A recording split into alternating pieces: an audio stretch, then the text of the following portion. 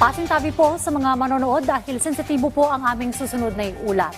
Dead on the spot ang dalawang individual sa Albuera, Leyte matapos paputukan sa sentido.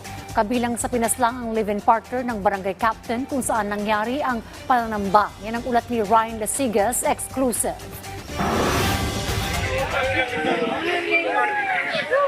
Nabalot ng hiyaw at iyak ang tahimik na bahaging ito ng Barangay Salvacion, Albuera, Leyte. Ito ay kasunod ng nangyaring ambush alas 7 kaninang umaga kung saan dalawa ang patay habang tatlo ang sugatan. Tama ng bala sa ulo at lieg ang ikinamatay ng dalawang biktima. Ayon kay Leyte Police Provincial Office Provincial Director Police Colonel Cerilino Sacro Jr., kabilang sa dalawang namatay ang 51 taong gulang na live-in partner ng barangay captain ng barangay kung saan nangyari ang ambush. Patay din matapos ma-headshot ang 23 taong gulang na tauhan din ng kapitan. Maaring matagal umanong pinagplanuhan ang pag-ambush sa mga biktima.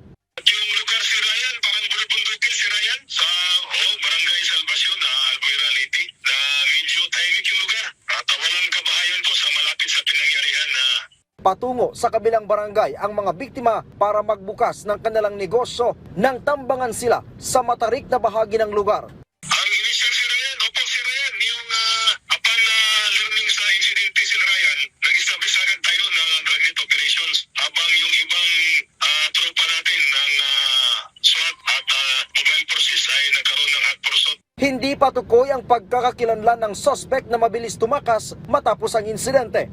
Inaalam na ng Police Regional Office 8 ang kalibre ng baril na ginamit sa ambush. Hindi pa naman masabi ng mga otoridad kung may kinalaman sa negosyo o politika ang motibo sa krimen. Samantala, nanindigan ang Leyte Police Provincial Office na isolated case lang ang insidente. Mula dito sa Campo Crame, Ryan Lasigas para sa Bayan.